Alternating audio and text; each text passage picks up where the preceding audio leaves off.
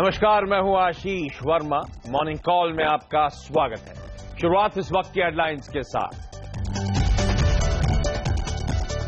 बाजार के लिए मिले जुले ग्लोबल संकेत। एशिया में धीमी शुरुआत।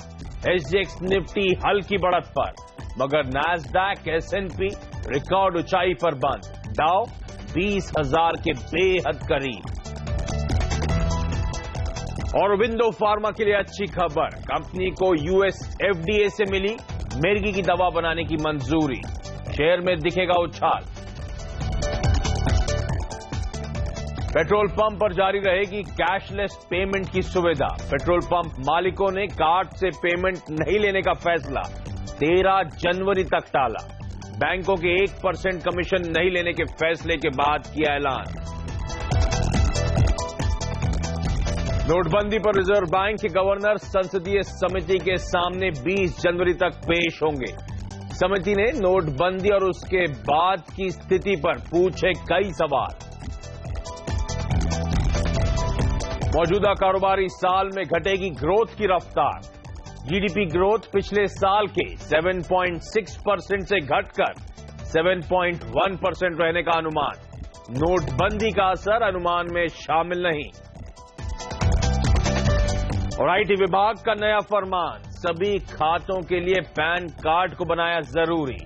2.5 लाख से ऊपर जमा करने वालों की बैंकों से मांगी जानकारी। और हफ्ते का पहला कारोबारी सत्र एसजीएक्स निफ्टी दिखा रहा है कि भारतीय बाजारों में आज एक फ्लैट लेकिन हरे निशान के साथ शुरुआत होने के इंडिकेशंस हैं। दरअसल अमेरिकन मार्केट्स में हमने देखा शुक्रवार को मजबूती के साथ कामकाज होता हुआ वहां के मार्केट्स में 1/3 से 2/3% तक का उछाल। और अब तो डाउ, जैसे हमने कहा भी हेडलाइन में, 20,000 के बेहद करीब कामकाज करता हुआ। एशियन मार्केट्स में भी हमने देखा है मिला जुला कामकाज। ज्यादातर एशियन मार्केट्स आपको हल्के हरे निशान के साथ कामकाज करते हुए नजर आएंगे। लेकिन सीएनबीसी आवाज के मार्केट एडिटर अनिल सिंह भी का मानना है कि भारतीय बाजारों में आज एक रेंज है। निफ्टी की रेंज क्या है? 8,200 से 8,300 की ये ट्रेडिंग रेंज है। तो इस रेंज को कैसे प्ले अप करा जाए, या निफ्टी पे दाव लगाने से बेहतर है कि स्टॉक स्पेसिफिक रणनीति रखें? अनिल से मैं आगे डिटेल में चर्चा करूंगा। और अनिल ही नहीं, बाजार पे एक और एक्सपर्ट किरण जाधव भी जुड़ेंगे आज मेरे साथ। लेकिन पहले ग्लोबल संकेत, और मेरे साथ मेरे सहयोगी नीरज वाजपेयी जुड़ते हुए। नीरज, हाय, गुड मॉर्निंग। ग्लोबल संकेत कैसे दिख रहे हैं? और वो अमेरिका में जो शुक्रवार को जॉब्स डेटा आना था, कैसा रहा? गुड मॉर्निंग आशीष। जॉब डेटा जो आया वो कमजोर है। जो उम्मीद की जा रही थी उसके मुकाबले वो कमजोर आया है, और जो जॉब रेट है वो भी दिख रहा है। लेकिन इसका बाजार पे बहुत ज्यादा असर देखने को नहीं मिला।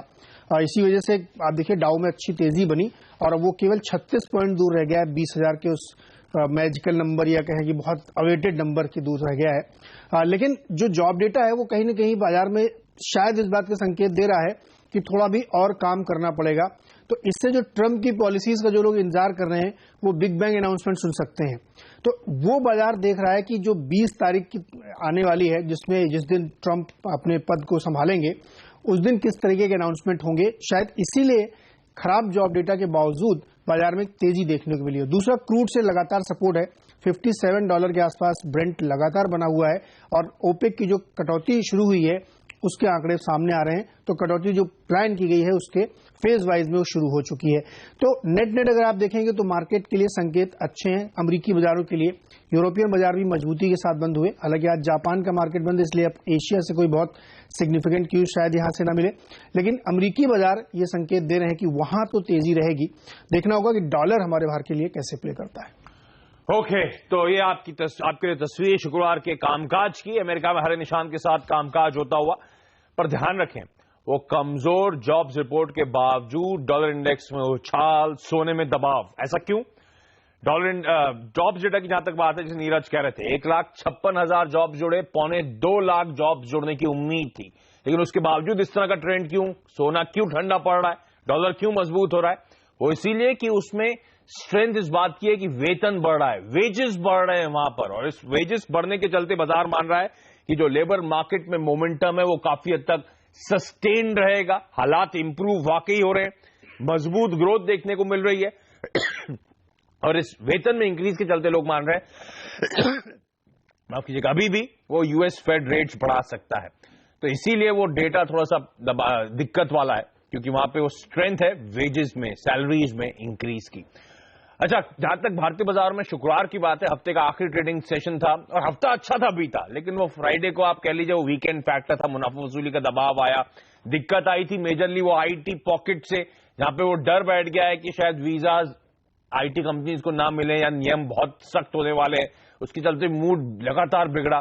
तो बैंक निफ्टी में अच्छे उछाल के बावजूद, ऑलमोस्ट 0.1% का उछाल, उसके बावजूद निफ्टी और सेंसेक्स ऊपरी स्तरों से करेक्ट होते हुए नजर आए। इनफैक्ट निफ्टी 30 पॉइंट नीचे जाके क्लोज हुआ और दिन के हाई से 60-65 पॉइंट के आसपास का दबाव बना। एफआईआईज ने शुक्रवार को 255 करोड़ रुपए की बिकवाली करी, डीआईएस की तरफ से बाइंग कंटिन्यू होती हुई 165 करोड़ रुपए के आसपास की डीआईएस की बाइंग का आंकड़ा है। अच्छा, आज का सेशन फिर कैसा रहेगा? मिले जुले संकेत है, जैसे नीरज कह रहे थे ग्लोबल मार्केट्स अच्छे हैं, जॉब्स डेटा थोड़ा सा कमजोर है, पर उसमें ध्यान रखें इंटरनल्स मजबूत है उस जॉब्स डेटा के। ऐसे में आज की रणनीति क्या होगी? हमारे साथ अब मेरे senior market rater Anil Singh भी अब जुड़ते हुए। अनिल जी हाय, गुड मॉर्निंग। आपकी मैंने शुरुआती कोट प्लेट पढ़ी, आप कह रहे हैं आज एक रेंज में कामकाज होगा, क्या वो रेंज है, क्यों ऐसा कह रहे हैं आप? फिर निफ्टी से बेहतर है कि मैं स्टॉक स्पेसिफिक एक्शन पे ज्यादा रुझान करूं, फोकस करूं आज? गुड मॉर्निंग आशीष। हाँ बिल्कुल, ये सही है कि 8,200 8,300 की निफ्टी की रेंज नजर आ रही है, तो ऐसा लग नहीं रहा है कि 8,200 के नीचे जाएगी और ऐसा लग भी नहीं रहा है कि 8,300 को पार करने की जल्दबाजी में है निफ्टी। देखिए, आंकड़े मिले जुले हैं, कैश मार्केट में एफआईआईज ने बिकवाली की है तो वायदा कारोबार में खरीदारी है। ऊपर की तरफ जैसे ही आप जाएंगे तो पुटकॉल रेशियो जो थोड़ा बढ़ा हुआ है तो वहां पर बिकवाली का प्रेशर आएगा या मुनाफा वसूली होगी।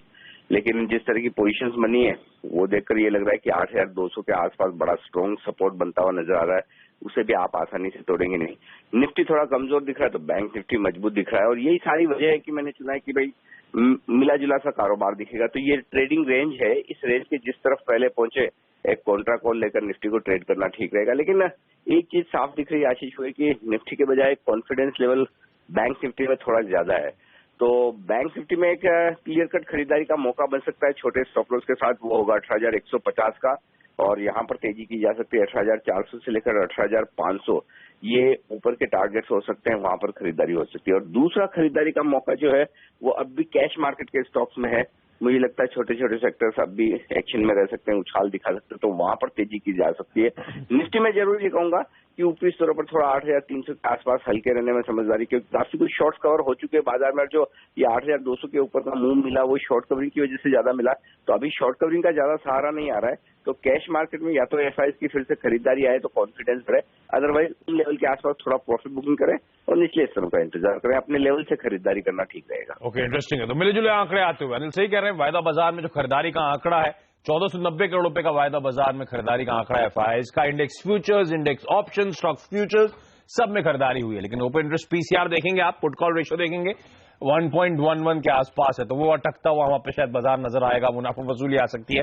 ऐसे में निफ्टी में एक दायरा 82-8300 के बीच का बेहतर होगा। बैंक निफ्टी जहां पे वो शुक्रवार को भी अच्छी खासी स्ट्रेंथ दिखी थी, उसमें आज खरीदारी करने के मौके होंगे 18,400 18,500 के टारगेट्स के लिए। और stock specific mid cap small caps तो आउट परफॉर्म कर ही रहे हैं मार्केट्स में, उस पॉकेट पे आज फिर से आप दाव लगा सकते हैं। लेकिन चलिए बाजार पे एक और एक्सपर्ट प्रिसीजन इन्वेस्टमेंट्स के किरण जाधव अब मेरे साथ जुड़ते हुए। किरण हाय, गुड मॉर्निंग।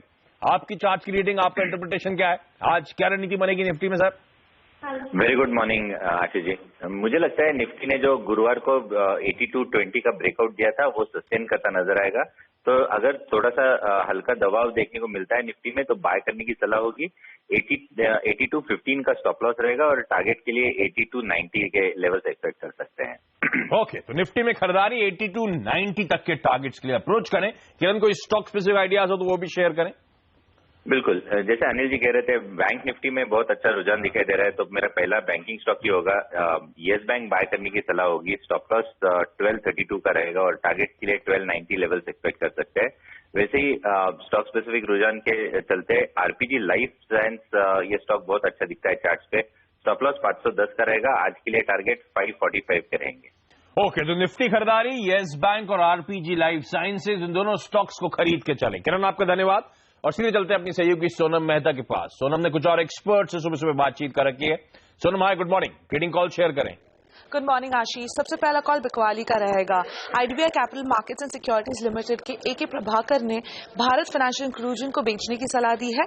लक्ष्य 605 का रहेगा, स्टॉप लॉस 629 रुपए का लाइए। दूसरा कॉल है निर्मल बंग सिक्योरिटीज के विकास सालुंके का, जिसने वेदांता में खरीदारी की सलाह दी है। लक्ष्य 242 रुपए का रहेगा, स्टॉप लॉस 222 रुपए का लगाइए। और तीसरा कॉल है इक्विटी रश के कुणाल सरोगी का, जिसने आईआरबी इंफ्रा को खरीदने की सलाह दी है। लक्ष्य 220 रुपए का रहेगा, स्टॉप लॉस 210 रुपए का लगाइए। ओके, तो अनिल कह रहे थे बैंक्स आउट परफॉर्म कर सकते हैं आज फिर से, वहां पे निफ्टी के मुकाबले ज्यादा स्ट्रेंथ नजर आती है। तो किरण ने चुना था और उसमें इस पॉकेट पे से येस बैंक, जिसमें आप खरीदारी करके चल सकते हैं। मेटल्स, क्योंकि ग्लोबली मार्केट्स बेहतर करते हुए नजर आए हैं, यूएस इकोनॉमी से फिर और पुख्ता सबूत आ रहे हैं, जो वेतन बढ़ रहा है वहां पे कर्मचारियों का लगातार। वेदांता जैसे स्टॉक्स पे आप अभी दाव लगा सकते हैं। शुक्रवार को यह स्टॉक भी एक्टिव था। भारत फाइनेंशियल इंक्लूजन जो शुक्रवार को 2.5% दबाव के साथ था, वो आज भी बिकवाली करने के वहां पे मौके होंगे और इकलौता आज का सेल रिकमेंडेशन है। और इसके अलावा आरपीजी लाइफ साइंसेज और आईआरबी इंफ्रा में आप खरीदारी करके चल सकते हैं। चलिए, तो टेक्निकल एस्पेक्ट थी मार्केट की, लेकिन आज कौन से टॉप 5 शेयर्स रहेंगे फोकस में खबरों की वजह से, यानी कि आज के टॉप स्टॉक्स इन न्यूज क्या है, ये बताने के मेरे साथ मेरे सहयोगी हेमंत खई अब जुड़ते हुए। हेमंत, हाय, गुड मॉर्निंग। मॉर्निंग आशीष। कौन से स्टॉक्स हैं आज आपके रडार पर? औरोबिंदो फार्मा के ऊपर नजर रखिएगा। देखिए, मिर्गी की एक दवा बनाती है कंपनी और उसके लिए यूएस एफडीए से मंजूरी मिल गई है। $32 मिलियन का पूरा मार्केट साइज है इस दवा का, और इसी महीने इस दवा को अमेरिका में लॉन्च कर दिया जाएगा। ये जेनरिक वर्जन है दवा का, तो जनरली इस तरह की खबरों पर शेयर अच्छा उछाल दिखाता है। तो आज स्टॉक पर नजर रहेगी। पॉजिटिव साइड पर मर्क इलेक्ट्रॉनिक्स, ओनिडा के नाम से पहले टेलीविजन्स बनाने के लिए जानी जाती थी ये कंपनी, और अब आप देखिए बेरेंट कॉलमैन को करीब करीब 1.5 करोड़ शेयर जारी कर रहे हैं ₹14.66 के भाव पर। जनरली ये डील्स जो होती हैं आशीष, वो मार्केटिंग डील्स होती हैं। शेयर जारी किए जाते हैं, उसके एवज में जो इनके न्यूज़पेपर्स हैं बेरेंट एंड कॉलमैन के और जो बाकी चैनल्स हैं, जनरली वो इनके इश्तिहार चलाने के लिए जाने जाते हैं। तो ये इस तरह की एक डील हुई है, इस पर नजर रखिए। लेकिन इंटरेस्टिंग है, प्राइस ₹14.66 यानी करंट मार्केट प्राइस से प्रीमियम पर ये डील हुई है। इसके अलावा प्रतिभा इंडस्ट्रीज, ये एक और मिड कैप काउंटर है, इस पर नजर रखिएगा। इस हफ्ते 11 जनवरी को इसकी एक बोर्ड बैठक होने वाली है और स्ट्रेटेजिक डेट रिस्ट्रक्चरिंग के तहत जो बैंक्स थे जिनसे इन्होंने कर्ज लिया था उनको ये शेयर जारी करेंगे। तो देखना होगा किस भाव पर वो शेयर जारी होते हैं। जनरली इस तरह की डील्स को बाजार पॉजिटिव तरीके से देखता है और शेयर में उछाल बनता है। साथ ही नजर रखिएगा ग्रैन्यूल्स इंडिया के ऊपर। देखिए, तेलंगाना में एक इनकी यूनिट है जो दवा बनाने का काम करती है और उस यूनिट के ऊपर इंस्पेक्शन हुआ है और करीब 11 ऑब्जर्वेशन सामने आई हैं। तो जनरली इस तरह के इंस्पेक्शंस पर, ऑब्जर्वेशंस पर शेयर नेगेटिवली रिएक्ट करता है, तो इस पर रखिएगा नजर। हालांकि कंपनी कह रही है कि अब पूरी की पूरी जो भी ऑब्जर्वेशंस हैं उनको दुरुस्त करेंगे और उसके बाद री इंस्पेक्शन के लिए अर्जी देंगे। लेकिन ये एक ऐसी कंपनी है जिस पर आज प्रेशर बन सकता है और प्रेशर बन सकता है BEML पर भी। देखिए, सरकार अब यहां पर विनिवेश करना चाहती है। 26% हिस्सेदारी विनिवेश करने के लिए CCEA ने इन प्रिंसिपल अप्रूवल दे दिया है। तो ये स्टॉक जो अच्छा प्रदर्शन दिखा रहा था आशीष, अब इसके ऊपर भी एक तलवार लटकी रहेगी, पता नहीं किस भाव पर विनिवेश होगा और जनरली ओवरहैंग अब इसके ऊपर भी बना रहेगा विनिवेश का। अभी सरकार की हिस्सेदारी करीब करीब 54% है और सरकार 26% हिस्सा बेचना चाहती है, बड़ा हिस्सा है। यही दिक्कत होती है सरकारी कंपनियों से, कब पता नहीं कब खबर आ जाए विनिवेश की।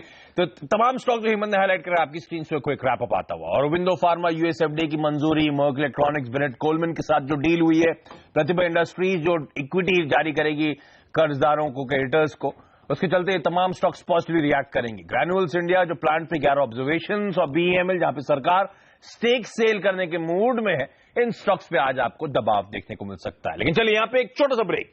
कमोडिटीज और करेंसी मार्केट्स में भी बहुत तगड़ा एक्शन है। जिस तरह से वो जॉब्स रिपोर्ट आई है उसके बाद सोने में, डॉलर इंडेक्स में अच्छा खासा रिएक्शन देखने को मिला था। ऐसे में आज रणनीति क्या हो, इस पर बात।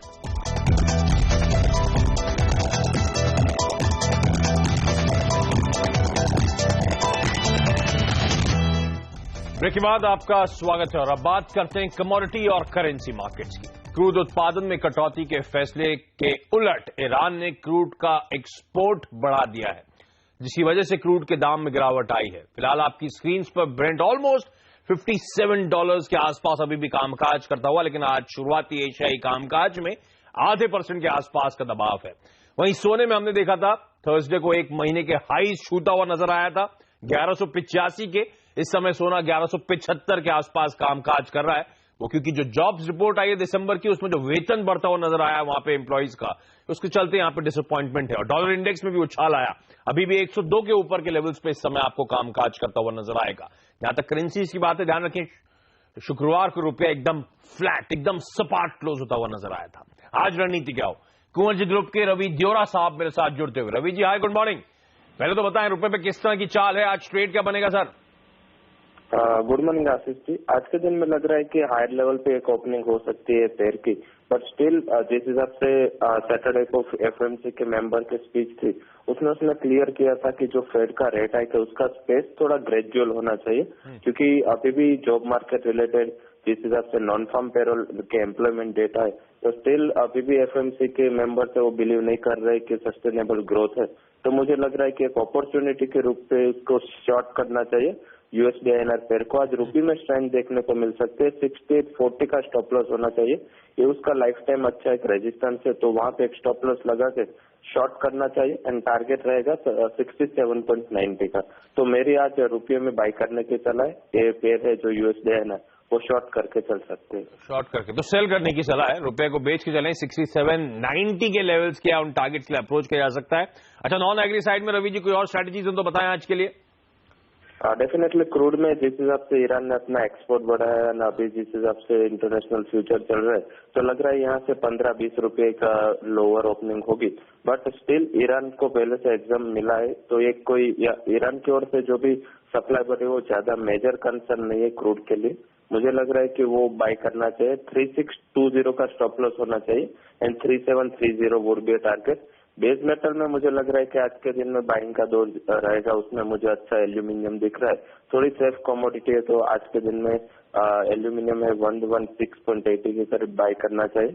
116 का स्टॉप लॉस होना चाहिए। इंट्राडे 118 तक के टारगेट आपको देखने को मिल सकते हैं।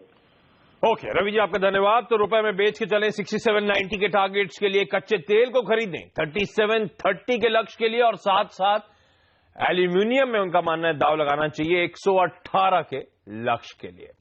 लेकिन चलिए आज के इवेंट्स कैलेंडर पर भी नजर डाल लीजिए, यानी कि आपकी और हमारी नजरें आज कहां होनी चाहिए। वाइब्रेंट गुजरात समिट के लिए 2 दिन के दौरे पर अहमदाबाद पहुंचेंगे प्रधानमंत्री मोदी। एसपी मामले में चुनाव आयुक्त से मुलायम सिंह यादव की आज मुलाकात होनी है। नोटबंदी पर आरबीआई के दफ्तर के बाहर टीएमसी का विरोध प्रदर्शन है, और आईफोन के 10 साल पूरे होने हैं आज। इसके अलावा आज ध्यान रखें स्टर्लिंग टूल्स इस नाम का स्टॉक रडार पे रहेगा, क्योंकि एक्स डेट है इसके स्टॉक स्प्लिट की। 10 रुपए की फेस वैल्यू वाले शेयर को 2 रुपए की फेस वैल्यू पे कन्वर्ट करा जा रहा है, यानी कि 5 में विभाजन होगा। अहलुवालिया कॉन्ट्रैक्ट इस कंपनी के बोर्ड की बैठक है, जहां पे प्रमोटर्स को प्रेफरेंशियल बेसिस पे शेयर जारी करने पर आज इस कंपनी का बोर्ड विचार करेगा। तो इन दोनों स्टॉक्स को भी हेमंत के स्टॉक्स न्यूज के साथ ऐड कर लें, इन दोनों को भी आज अपने रडार पे रखें। छोटा सा ब्रेक के बाद आगे एक राहत की खबर लेकर आऊंगा।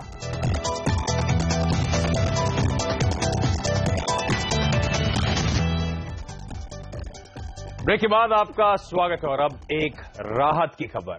पेट्रोल पंप में फिलहाल कैशलेस सुविधा जारी रहेगी, यानी डेबिट क्रेडिट कार्ड का इस्तेमाल आप कर सकते हैं। दरअसल all India petroleum dealers association ने कार्ड से तेल नहीं बेचने का फैसला 13 जनवरी तक टाल दिया। इससे पहले बैंकों ने कार्ड से पेमेंट पर लगने वाले मर्चेंट डिस्काउंट रेट ग्राहकों की बजाय डीलरों से लेने का फैसला किया था, जिसके बाद डीलरों ने आज से कार्ड से पेट्रोल डीजल नहीं बेचने का फैसला किया। उधर कालेधन पर लगाम के लिए आईटी विभाग ने नया फरमान जारी किया है। आयकर विभाग ने निर्देश दिया है कि जिन्होंने बैंक खाते के साथ पैन नहीं दिया है वो 28 फरवरी तक पैन जमा कर दें। इसके अलावा आईटी ने नोटबंदी से पहले और बाद अकाउंट में जमा हुए पैसों को भी खंगालना शुरू कर दिया है। उन अकाउंट्स की जानकारी भी मांगी है जिनमें 9 नवंबर से 30 दिसंबर के बीच 2.5 लाख रुपए या उससे ज्यादा की रकम जमा हुई है। बैंकों को यह जानकारी 15 जनवरी तक देनी होगी। सोमवार की सुबह इंडिकेशंस देख लीजिए। एसजीएक्स निफ्टी दिखा रहा है कि एक ऑलमोस्ट फ्लैट ओपनिंग होने के इंडिकेशंस हैं। 1/4% के आसपास का उछाल। दरअसल ध्यान रखें, एशिया में आज जापान के मार्केट्स बंद है, मार्केट हॉलिडे है। अदरवाइज यूएस के मार्केट्स का अच्छा परफॉर्मेंस रहा। यूरोप हरे निशान में था। ज्यादातर एशियाई बाजार हरे निशान के साथ कामकाज कर रहे हैं।